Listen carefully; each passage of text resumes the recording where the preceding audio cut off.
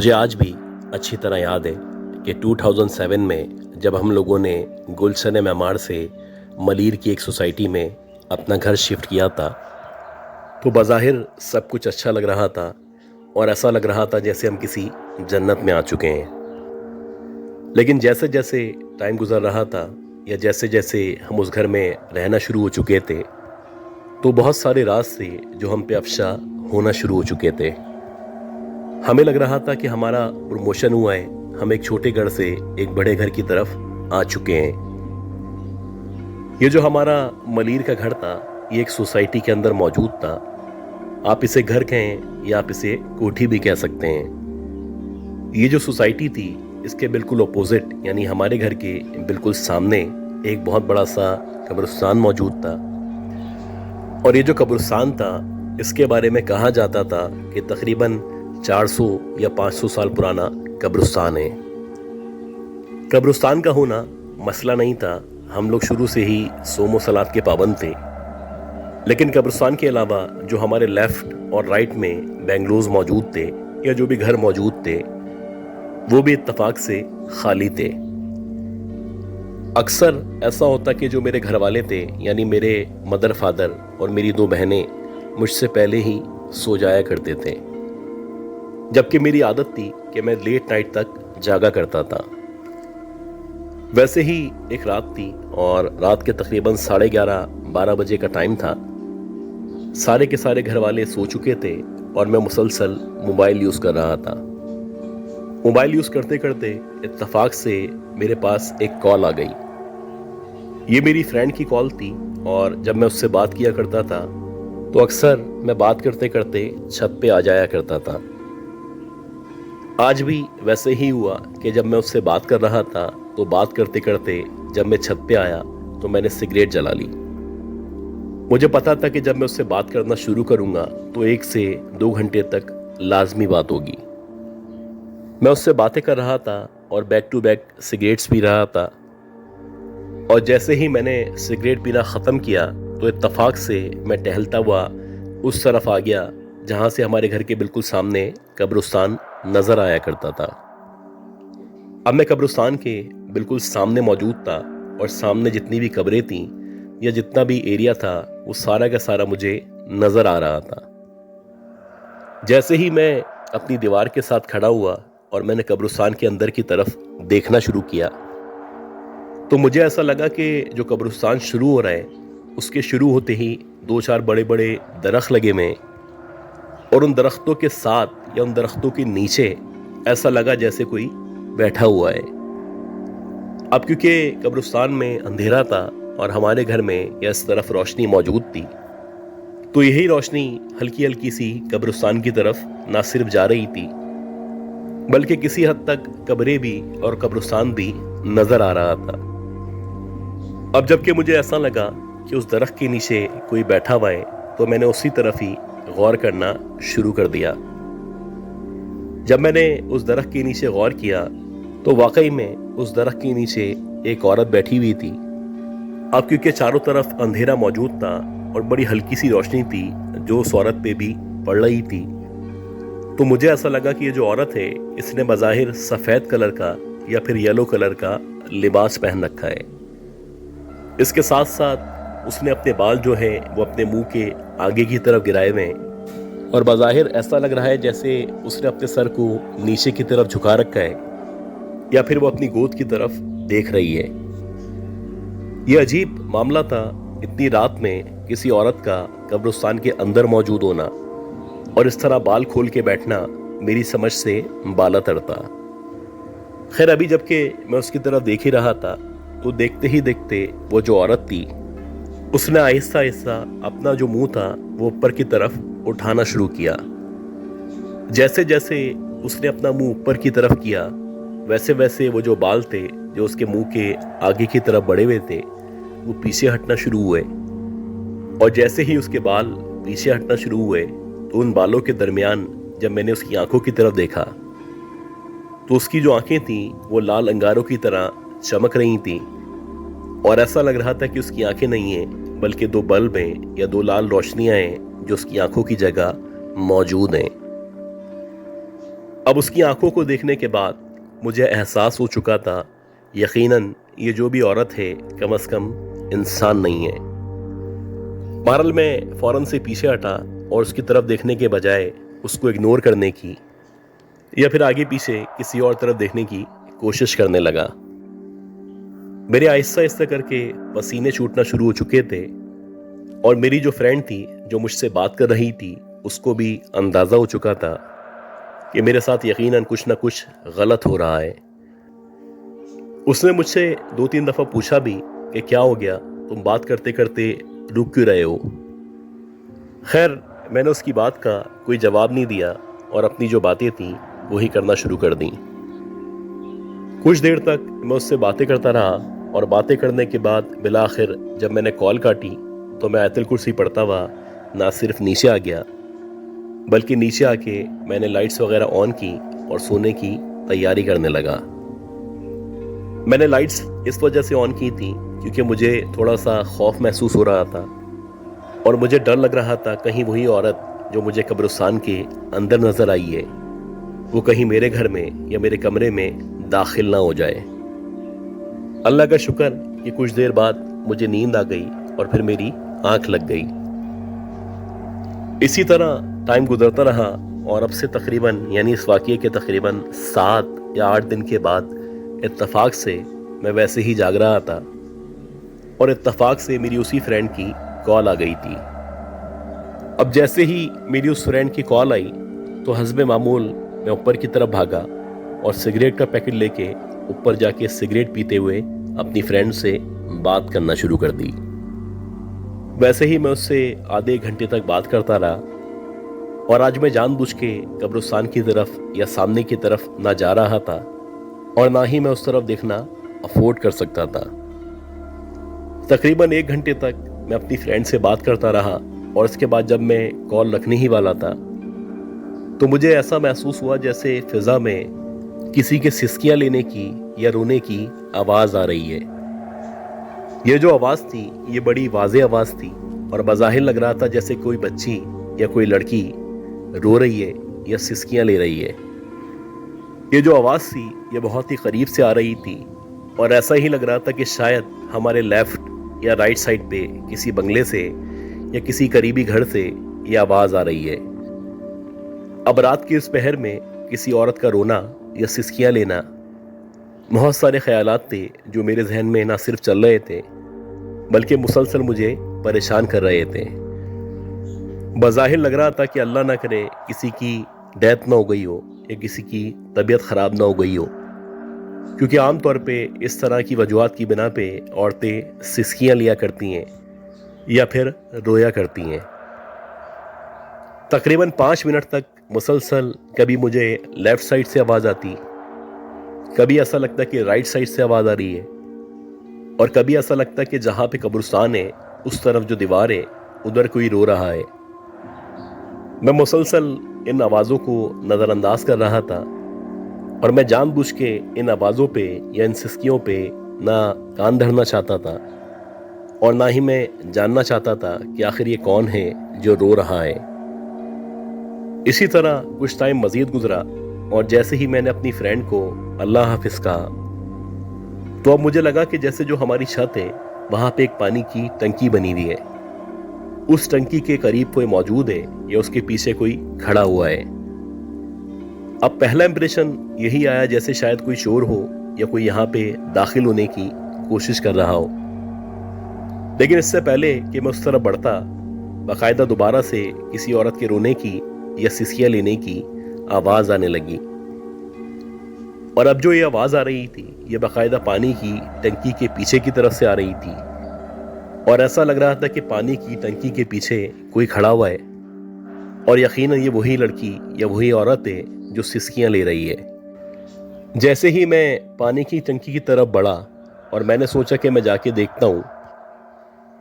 تو ایسا لگا جیسے وہ جو عورت ہے وہ ایک دم سے پیچھے ہٹی ہے،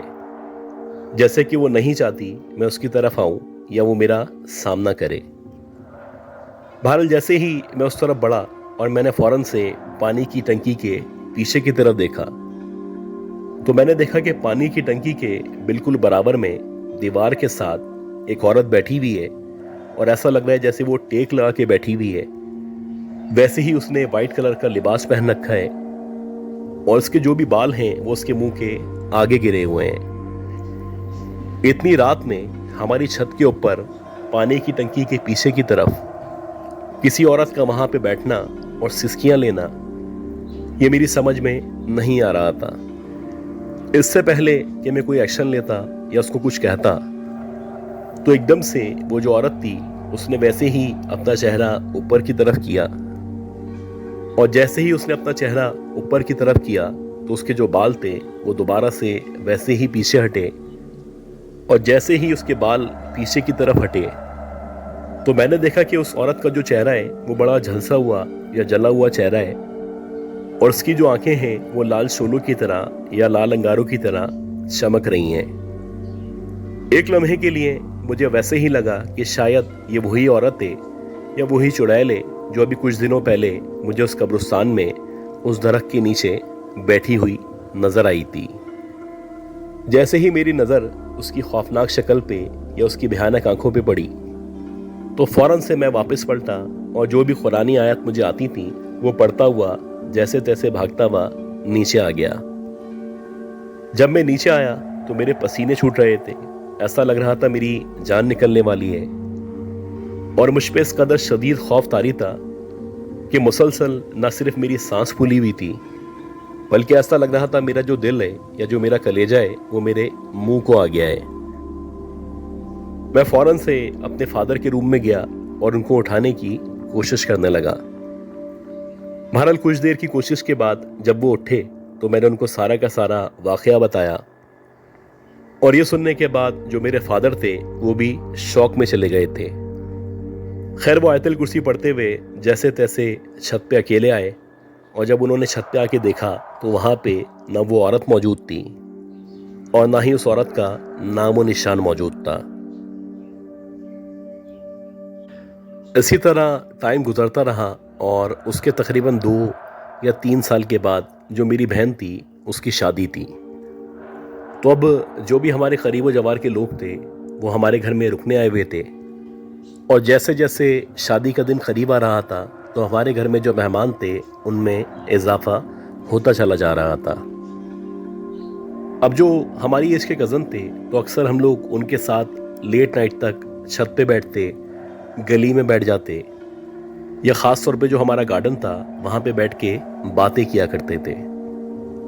तो वैसे ही हम लोग एक रात बैठे हुए थे और रात के तकरीबन 3 साढ़े 3 बजे का टाइम था कि मेरा जो एक कज़न है वो वहाँ से उठा और उसका कोई फ़ोन आया तो वो छत की तरफ बातें करने के लिए चला गया। अब जैसे ही वो स्टेयर से होता हुआ छत की तरफ गया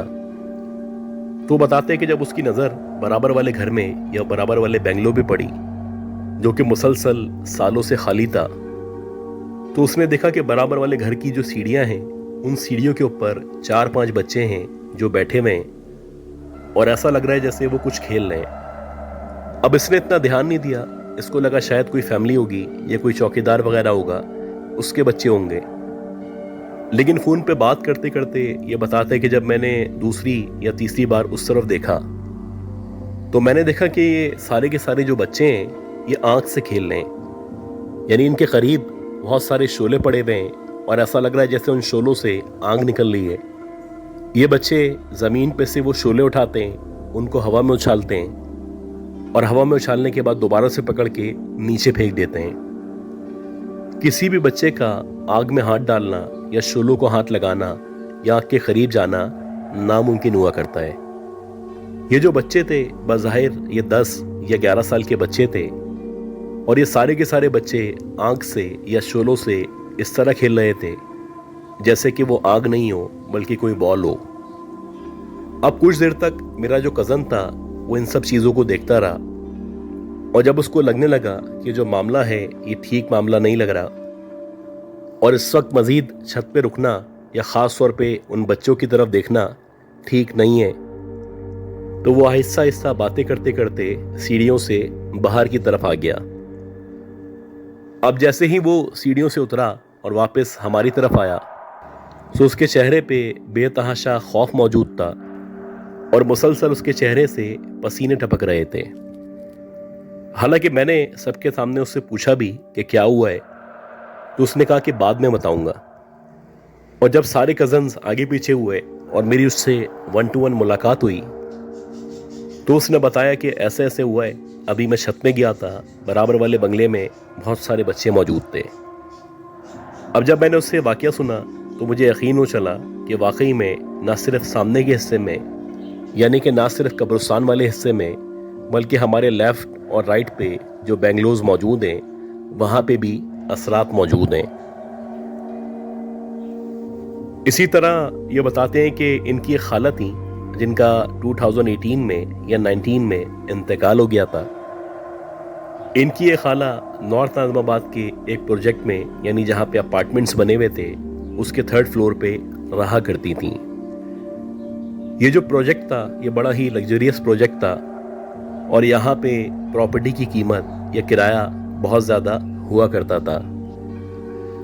یہ بتاتے ہیں کہ ان کی خالہ کے جو بالکل برابر والا پروجیکٹ تھا یا اس کے برابر میں جو فلیٹ موجود تھے، ان فلیٹس کے بارے میں بہت سارے قصے تھے، بہت ساری کہانیاں تھیں جو مشہور تھیں۔ اکثر لوگ اس پروجیکٹ کے بارے میں یا ان اپارٹمنٹس کے بارے میں بہت ساری باتیں کیا کرتے تھے، لیکن جو میری خالہ تھیں وہ اس کو نظر انداز کیا کرتی تھیں۔ خیر اسی طرح ٹائم گزرتا رہا اور ایک دفعہ ایسا ہوا کہ جو خالہ ہیں وہ خالو کے ساتھ کہیں گئی ہوئی تھی یا کسی ڈنر پہ گئی ہوئی تھی، تو جب وہ واپس آئیں تو رات کے تقریباً 3:30 4 بجے کا ٹائم ہو رہا تھا۔ اب جیسے ہی خالہ گاڑی سے باہر نکلی اور خالو گاڑی پارک کرنے کے لیے پارکنگ کی طرف گئے تو میری خالہ کی جو نظر ہے جو برابر والے فلیٹس ہیں یا جو برابر میں پروجیکٹ ہے اس کی چھت کے اوپر پڑی۔ خالہ نے دیکھا کہ اس کی چھت کے اوپر ایک لڑکی جو کہ تقریباً 17 یا 18 سال کی لگ رہی ہے وہ اوپر کھڑی ہوئی ہے، اور نہ صرف وہ اوپر کھڑی ہوئی ہے بلکہ عجیب سے طریقے سے خالہ کو دیکھ رہی ہے۔ اب خالہ کو لگا کہ شاید اسی فلیٹس میں یعنی اپارٹمنٹس میں وہ رہا کرتی ہوگی اور کسی بھی وجہ سے وہ چھت پہ چلی گئی ہوگی۔ خیر ابھی خالہ اس کی طرف دیکھ ہی رہی تھی کہ خالہ کے سامنے سامنے وہ جو لڑکی تھی اس نے اپنے منہ سے بہت ہی عجیب سی آوازیں نکالنا شروع کی۔ اب جیسے ہی اس نے اپنے منہ سے آوازیں نکالنا شروع کی تو خالہ کی کچھ سمجھ ہی نہیں آ رہا تھا کہ آخر یہ کون پاگل لڑکی ہے جو اتنی رات میں نہ صرف چھت پہ کھڑی ہوئی ہے بلکہ عجیب عجیب سی آوازیں نکال رہی ہے۔ خیر خالہ نے اس کو اگنور کرنے کی کوشش کی، لیکن کیونکہ یہ جو برابر والا پروجیکٹ تھا اس میں صرف گراؤنڈ پلس 4 اپارٹمنٹس موجود تھے، اسی لیے وہ لڑکی جو بھی آوازیں نکال رہی تھی وہ بڑی واضح اور کلیئرلی سنائی دے رہی تھی۔ اب جیسے ہی خالو گاڑی پارک کرنے کے بعد واپس آئے تو خالہ نے خالو سے کہا کہ آپ ذرا دیکھیں کیسی پاگل لڑکی ہے جو اتنی رات میں چھت پہ کھڑی ہوئی ہے اور میری طرف دیکھ کے عجیب عجیب سی آوازیں نکال رہی ہے۔ اب جیسے ہی خالو نے اوپر کی طرف دیکھا تو وہاں پہ نہ کوئی لڑکی موجود تھی اور نہ ہی کسی بھی قسم کی آوازیں سنائی دے رہی تھیں۔ بہرحال خالو نے جو برابر میں گارڈ بیٹھا ہوا تھا اس گارڈ کے پاس جا کے اس سے پوچھا کہ یار یہ کون پاگل لڑکی ہے جو اتنی رات میں تمہارے پروجیکٹ کی چھت پہ کھڑی ہوئی ہے، اور نہ صرف کھڑی ہوئی ہے بلکہ اپنے منہ سے عجیب عجیب سی آوازیں نکال رہی ہے۔ یہ سننے کے بعد وہ جو گارڈ تھا وہ کہنے لگا کہ صاحب آپ اس کو رہنے دیں، اس کے بارے میں مزید نہ جانیں۔ خیر خالو نے جب اس سے کہا کہ تم کس طرح کی باتیں کر رہے ہو تو کہنے لگا کہ جو لڑکی آپ کی مسز نے دیکھی ہے وہ کوئی لڑکی نہیں ہے، اس کے بارے میں کہا جاتا ہے کہ جیسے وہ چڑیل ہے یا پھر کوئی بدرو ہے جو اکثر چھت پہ لوگوں کو نظر آیا کرتی ہے، اور یہ آپ کی بیوی پہلی عورت نہیں ہے جنہوں نے اس لڑکی کو یا اس بدرو کو دیکھا ہے، بلکہ اس اپارٹمنٹ میں بہت ساری فیملیز ہیں، خاص طور پہ بہت ساری خواتین ہیں جنہوں نے اکثر رات کے اوقات میں اس کو چھت پہ ٹہلتے ہوئے دیکھا ہے۔